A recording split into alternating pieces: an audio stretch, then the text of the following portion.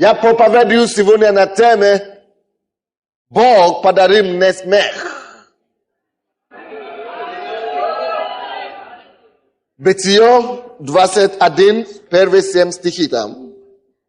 Бытие 21, 1 по 7 стихи. И призвал Господь на Сару, как сказал, и сделал Господь Саре, как говорил. Сара зачала и родила Аврааму сына в старости его, во время, о котором говорил ему Бог. И нарек Авраам имя сына своему, родившемуся у него, которого родила ему Сара, Исаак. И обрезал Авраам Исаака, сына своего, в 8-й день, как заповедал ему Бог. Авраам был сталец, когда родился у него Исаак, сын его.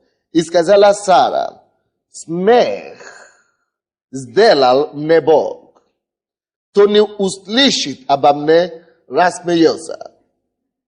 И сказала, то сказал бы Аврааму, Сара будет кормить детей грудью, ибо в старости его я родила сына. Я прошу вас во время, пока вы будете слушать Слово Божье сегодня, просто пробудьте в помазании. Бог продолжает исцелять людей в зале и разрешать ваши проблемы, внутренние. Пожалуйста, не обязательно, что я буду называть ваши проблемы, но Бог, Дух Святой двигается, и Бог прикасается к вам в зале сейчас. Пока я считал, Бог мне сказал, что Он исцеляет руку еще, плечо, операция идет, и руку правую и левую. И почку Бог исцеляет в это время. И Бог вообще работает в общем сейчас. Библия говорит нам, что когда Бог посетил Сару, то она засвидетельствовала о том, что смех сделал для нее Господь. Или смех подарил ей. Смех подарил мне Господь. И кто услышит обо мне, порадуется со мной. Дорогие мои, я хочу, чтобы вы знали сегодня, что с Божьим посещением, когда Бог приходит к человеку или группе людей, его приход всегда с радостью приносит счастье, радость и смех. Приходом Бога живого, ситуация, которая окружала тебя до того, обстоятельства, которые окружала тебя до того, меняется так, чтобы у тебя возникнет причину порадоваться в Господе. Когда Бог посетил Сару, она засмеялась, возрадовалась. Вы должны знать, дорогие мои, что это не Бог удерживает от вас смех. Слушайте меня, пожалуйста, никто не спит. Некоторые, они только могут, я не обвиняю их, потому что они могут только спать в церкви. Не получается дома. Поэтому, но важно, чтобы вы слышали, чтобы не пропустили эти истины. Вы слышите, что я сказал? Бог не удерживает у человека радость. Не Бог собрал твою улыбку, дорогая сестра. Не Бог собрал твою улыбку. Не Бог собрал твою улыбку. Не Бог собрал твое счастье. Не Бог собрал твою радость. Бог делает наоборот. Он приносит улыбку печальным лицам. Бог делает наоборот. Он приносит радость ситуациям. Бог делает наоборот.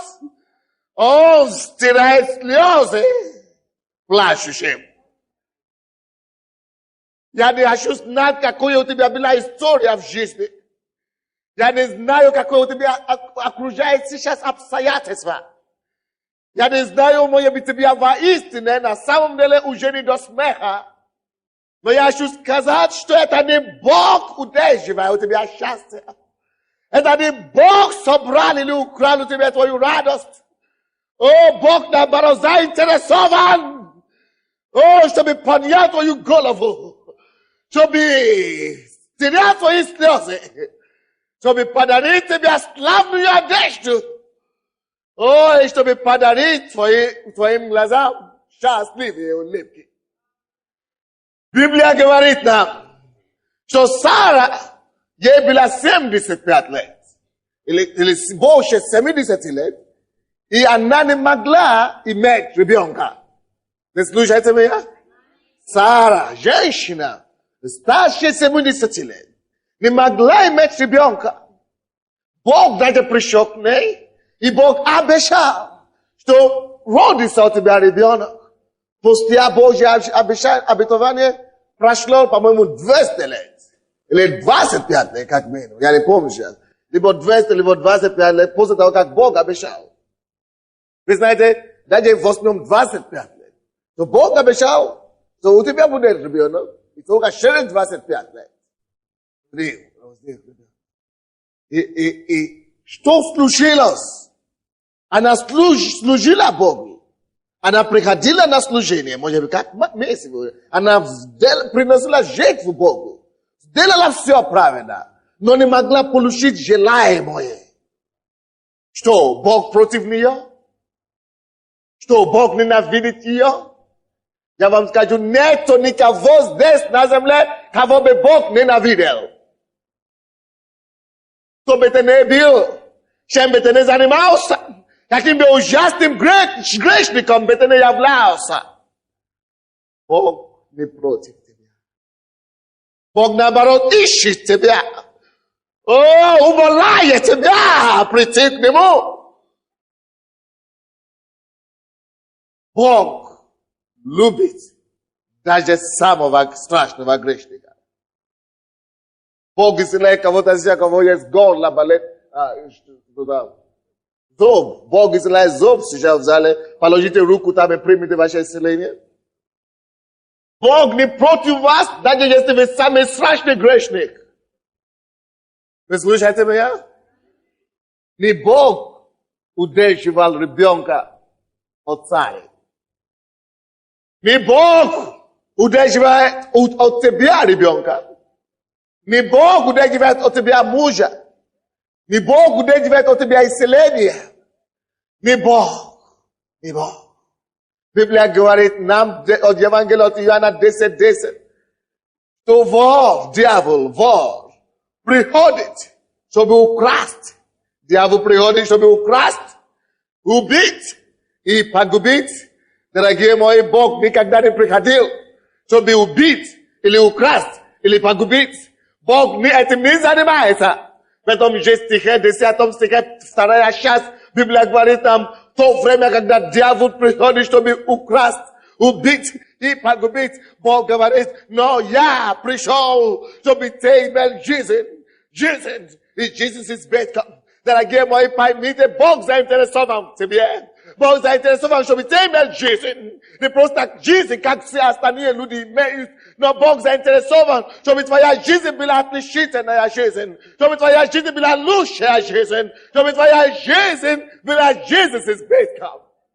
Только дьявол приходит, чтобы украсть. Я не знал, что ему уже удалось украсть у вас.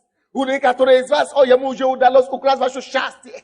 У некоторых из вас дьявол уже украл вашу радость. Вы уже не радуетесь. Вы уже забыли, как радоваться. У некоторых из вас дьявол украл ваши деньги, ваши финансы. Бог говорит, но я пришел, чтобы дать вам жизнь из бездом, чтобы вернуть все то, что дьявол украл. Может быть, даже не только, что дьявол украл у вас. Может быть, дьявол уже убивал вас. Он убил ваше здоровье. Он уничтожал ваше здоровье. Он уничтожал вашу семью. Он уже украл, убивал и погибал. Но, дорогие мои, когда ты приходишь к Богу, и ты живешь с Богом, Иисус обновляет жизнь. Иисус дает все новое. Иисус дает жизнь,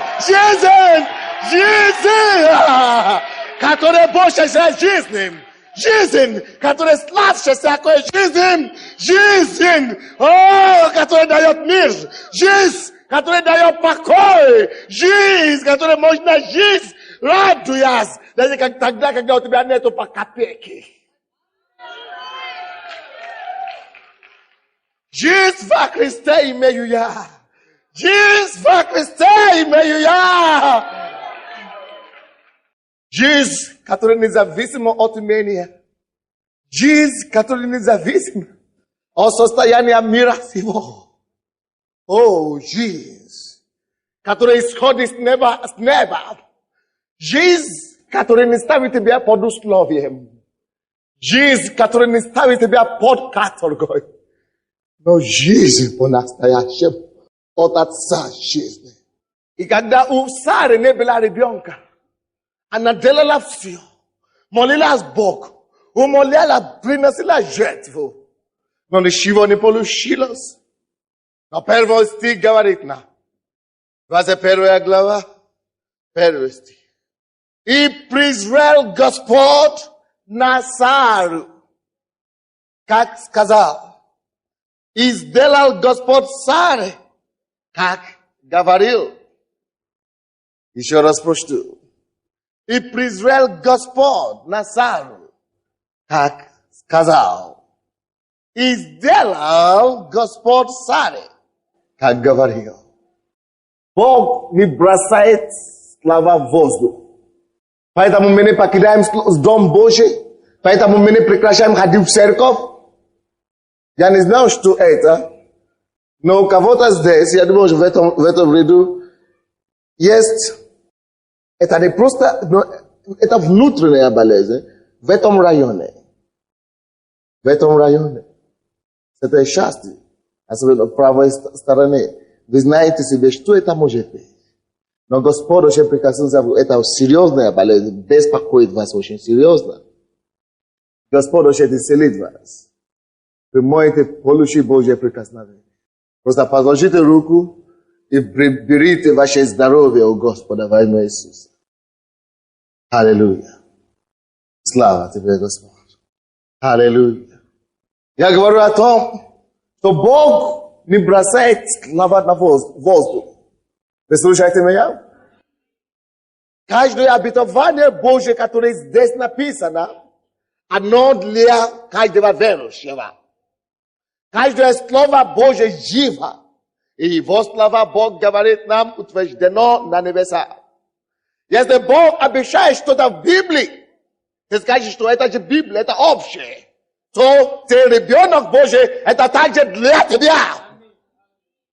Если Бог что-то говорит хорошее в Библии, возьми это, поэтому читай Библию, ищи в Библии, что Бог говорит хорошее. Если есть там что-то хорошее, это для тебя. Плюс, мы приходим в церковь, мы слушаем Слово Божье. Это для тебя. И никакое Слово Божье не идет, не приходит тщетно. Бог исцеляет ухо прямо сейчас. Если кто-то болит у вас, скажите им, Бог исцеляет правое ухо.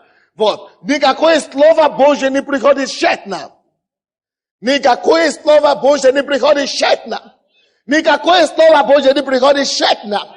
Если Бог говорит в Библии, если Бог говорит через этого раба перед вами, или через любого Сына Божьего, верьте Ему. Скажите, что это для меня, я тебя буду ждать. Сара ждала.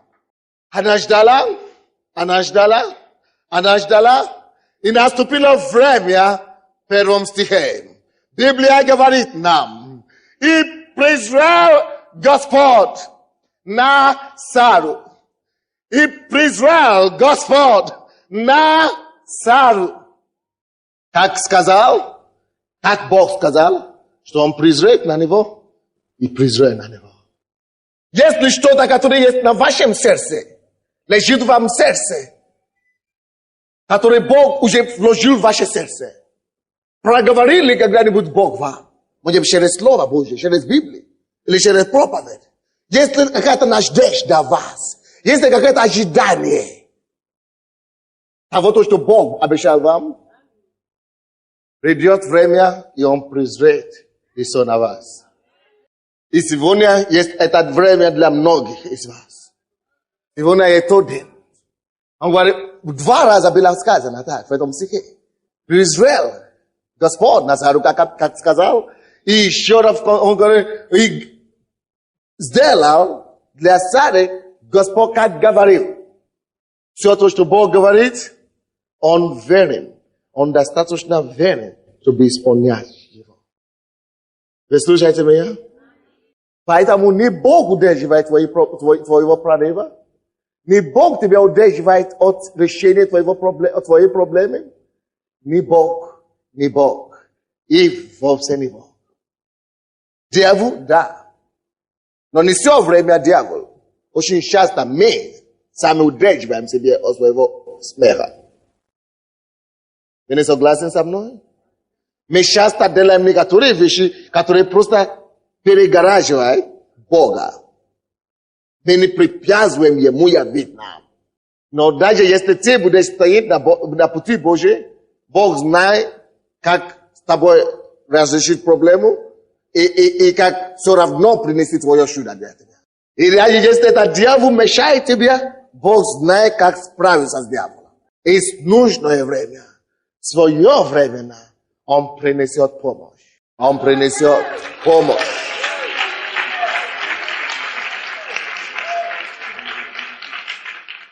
Поднимите ваши руки. Когда вы поднимете ваши руки, многие из вас почувствуете теплоту Духа Святого. Огонь Духа Святого погорит на ваши ладони. И Господь прикасается к вам, и чтобы дать вам понять, что Он сделает то, что Он тебе сказал. Это знак, чтобы вы знали, что Господь даст вам желаемое. Теплота в вашей ладони, горячота, знаете, я получил от Бога. Это подтверждение. Иногда это надо. Поэтому Бог делает такие вещи. Спасибо. Опустите ваши руки. Если почувствовали это, благодари Его, что Он дает.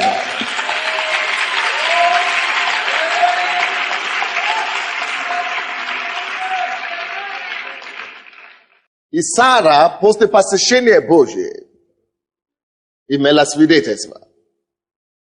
Вы слышали некоторые свидетельства здесь сегодня? Аминь. Что случилось? Бог презрел на них. Бог презрит на тебя, у тебя будет свидетельство. И не стесняйся его провозглашать. Он имеет свидетельство в 6 стихе. И сказала Сара, мне нравится этот стих. Да. И сказала Сара, смех сделал мне Господь. Это понятное выражение такое. Я перевел это как смех подарил мне Господь. Смех сделал мне Господь. Не Бог. Кто не услышит обо мне, рассмеется. Почему она говорит это? Кто не услышит обо мне, рассмеется. Слушайте внимательно. Кто не услышит, Бог исцеляет руку в районе киста. Так. Рука левая. Кто не услышит обо мне, рассмеется. Что это значит? Это значит, кто не услышит о том, как Бог сотворил для меня это чудо, у того возникнет веру, что если Бог смог это делать для Сары, что Он сможет это делать для любого человека. Если Бог подарит чудо Саре после долгого времени, то как бы долго не было, Бог посетит меня также. Что если Бог 75 лет посетил и дал ребенку женщине, что ничего невозможно для него. И когда вы поверите это, по ее свидетельству, тогда вы тоже получите ваше чудо. И вы рассмеетесь тоже. Вот что она имеет в виду, что кто услышит обо мне, то рассмеется со мной. Что это значит? Это значит, она молится о вас. Anaverit etamubogo. Anaznait etababoga. So yes, no, let us delat liamayam, vepaverse yamutakim jobrosom, ons delat liavas, ha, itakakom ne padarisme, on vanto de padarisme. Yes, mayo.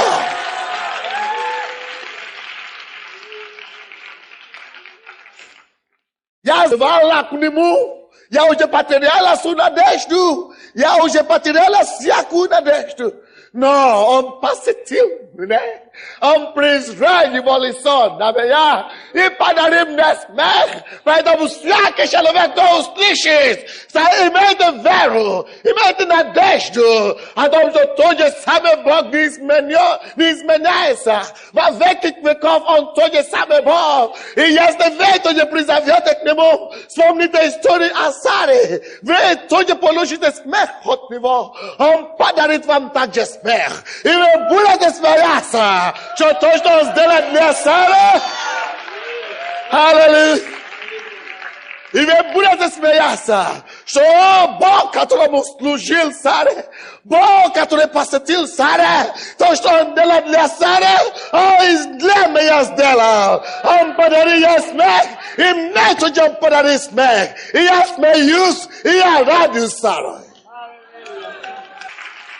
Smech podarí mne Bůh. Smech podarí mne Bůh. Smech podaril mne Bůh.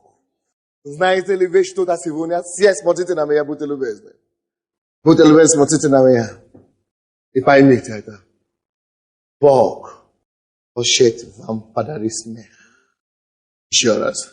Бог хочет тебе подарить смех.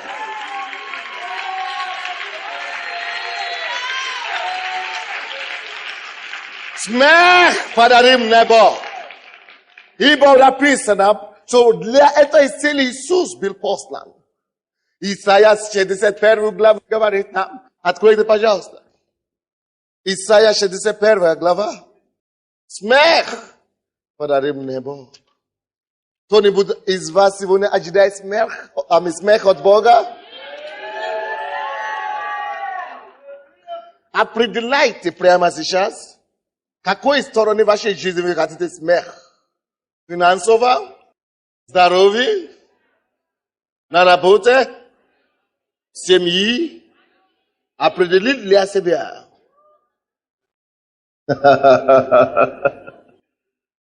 Исайя 61 глава с 1 по 3 стихи. Это написано об Иисусе. Для чего Бог послал Иисуса? О, жалко людям неверующим.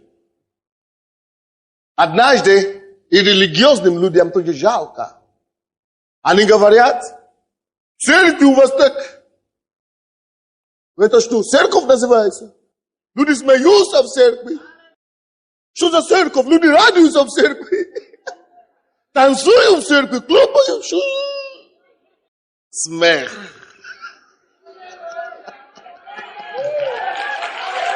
Смех.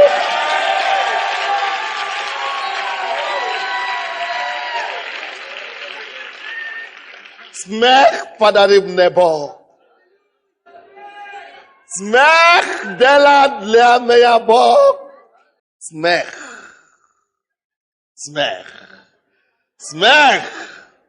Радость без ограничения подарил мне Бог. Счастье без границы подарил мне Бог.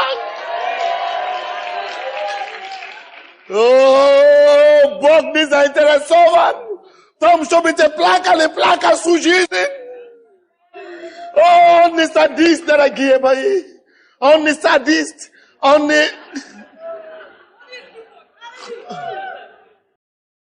тиран. Он не диктатор какой-то. Он не монстр. Он любящий отец. И любой любящий отец желает своим ребенку хорошо. Смех подари мне. Мой Бог. Мой Бог, это тот Бог, который дарует радость. Мой Бог, это тот Бог, который дает смех. Мой Бог — это тот, кто дает улыбку. Мой Бог — это тот Бог, который дает счастье. И ради этой цели, дорогие мои, Библия говорит нам, что Бог помазал Иисуса Христа из Назарея. Давайте посмотрим Исайя 61 главу. Для того, чтобы даровать людям радость и вернуть им смех и улыбку. Иисус говорит здесь, через пророчество, было написано, «Дух Господа Бога на мне, ибо Господь помазал меня благовествовать нищим, послал меня исцелять сокрушенных сердцем, проповедовать пленным освобождение и узникам открытие темницы, проповедовать лето Господне благоприятное и день мщения Бога нашего, утешить все сетующие». Бог послал меня утешить все эти сетующие. Возвести сетующим на Сионе. Кто-нибудь из библейской школы быстренько прибежите сюда, что такое Сион. Иди сюда. Вы закончили библейскую школу, объясните, что такое Сион. Сион. Он это церковь Божья. Это как Царство Божье. Сион. Ну, мы идем на Сион, мы идем в Царство Божье, и мы здесь представители Сиона. Сион, спасибо. Сион это церковь, прообраз в Новом Ветхом Завете не было такого понятия, как церковь. Или народ Божий. Сион это народ Божий. Это как прообраз церкви в Ветхом Завете. Поэтому, когда Библия говорит здесь, возвести, я был послан, возвести сетующим на Сионе.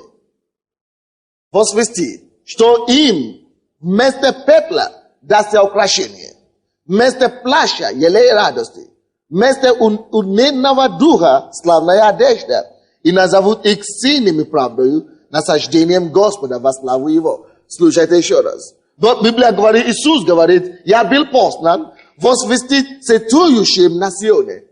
Не просто сетующим, но сетующим на Сионе. Что такое Сион? Церковь. Что такое Сион? Народ Божий. Иисус был послан, чтобы возвести сетующим народе Божьим. Алло? Не удивляйся, что в Сионе иногда есть сетующие, скорбящие. Церкви Божьей. Церкви, если вы скорбаете в церкви сегодня, если вы сетуете в церкви сегодня, если вам плохо в церкви сегодня, слушайте слова Иисуса. Он был послан, чтобы возвести сетующим. Поэтому сетующим везде сегодня я возвещаю вам именем Иисуса. Возвести сетующим на Сионе, что им, тебе лично, вместо пепла дастся украшение. Что такое пепла? Пепла это значит горечь. Вместо горечи дастся украшение. Вместо плаща елей радости. Вы плачете, собираетесь поменять это на елей радости. Вместо унынного духа, унынный дух. Вы унынные сегодня? Вместо унынного духа, Бог собирается дать вам славная одежда. И Он говорит, и после того, как Он все это сделает для вас, вы слушаете меня? Он это сделает для вас, и назовут вас сильными правдою. Сильными. Вы будете сильны в Господе для правды. Сильными правдой, насаждением Господа по славу Его. Поэтому не брось, не брось надежду. Не брось твое упование. Потому что тебя еще назовут сильным. Тебя еще назовут сильным правдой. И тебя, кроме того, еще назовут насаждением Господа во славу Его. Поэтому жди Его проявления. Жди Его манифестация. Жди Его славу в твоей жизни. Сара ждала и прияла. И презрел на Сару Господь, как Он сказал. И сделал для Сары Господь, как Он говорил. Все то, что Бог обещал, все то, что Бог говорил, все то, что Бог сказал, Он исполнит в твоей жизни. И у тебя появится радость. У тебя появится смех. О, радость без ограничения. И ты скажешь, как Сара, смех подарил мне Господь. И всякий слушающий мое свидетельство порадуется со мной.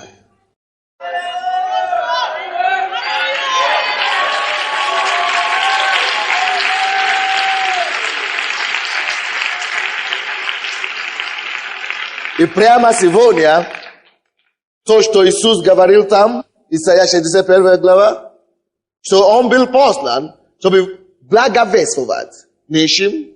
Это благая весть для нищих. Что такое благая весть? Для нищих. Вы скажете, что такое? Это несерьезно. Для нищих надо подарить хлеб. Аллах. Но Иисус не говорит, что я дам хлеб нищим. Или я дам доллары нищим. Он так не говорит. Он говорит, я послан благовествовать нищим. Он что, не проповедуйте нам, американцы, нам надо не проповедь сейчас, все это понятно. Надо хлеб. Когда мы будем сыты, тогда будем верить в Бога. Это не то, что Бог сказал. Бог говорит, нищим благовествовать.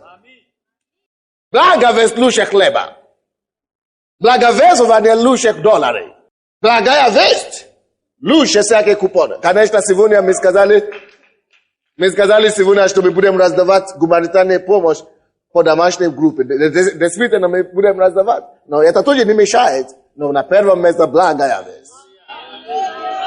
Поэтому, если вы не ходите на домашней группе, это, к сожалению, каждый человек должен на свою домашнюю группу и ходить на домашнюю группу. Иногда к нам поступает гуманитарная помощь, но здесь мы не будем раздавать в церкви. Поэтому вы должны ходить на домашнюю группу. Каждый должен знать свою домашнюю группу. Иногда мы тоже хотим раздавать медикаменты на домашней группе. Но вы должны ходить. Потому что сейчас мы будем спрашивать, кто нуждается во что. Вы должны принадлежать домашней группе, пожалуйста. Только там мы сможем заботиться о вас как о семье. Поэтому у нас это стенд там, чтобы вы могли смотреть и знать свою улицу и ходить на домашнюю группу. Вы слушаете меня? Но это так. Мы говорим о том, что сегодня Иисус собирается делать то, что Он обещал. Благовесть для нищих и освобождение для измученных. Для пленных Он уже отпустит их на свободу. Может быть, ты видишь себя скованным или связанным. Какое-то направление твоей жизни. Связан болезнью или, наркоманией или какой-то зависимостью. Бог хочет освободить на свободу. Может быть, ты душевно больной. Может быть, ты ситуирующий. Бог говорит, возмести им, что вместе плача делай радости. Он собирается это делать. Поэтому давайте станем все сейчас. Станьте сейчас и поднимите все ваши нужды. Иисус говорит, что Дух Господа Бога на мне, ибо Он помазал мне благовествовать нищим, освободить пленных на свободу, исцелить сокрушенное сердцем. Во что ты нуждаешься сегодня? Открой свои уста и говори Богу. Закройте свои глаза все. Давайте все мы закроем наши глаза, поднимем свои руки и свои глаза к Богу. Господь, видишь мою нужду? Ты призрей на Сару, призрей на меня. Ты сделал для Сары, ты посетил Сары. Я верю, ты меня посетишь, я принимаю сегодня. Сегодня я прорыв в духовном мире. Сегодня я победу в духовном мире. Сегодня освобождение. Подними свои руки. Искренне это проси. Дай ему свою проблему. Навсегда. Его сила здесь. Чтобы исцелить тебя.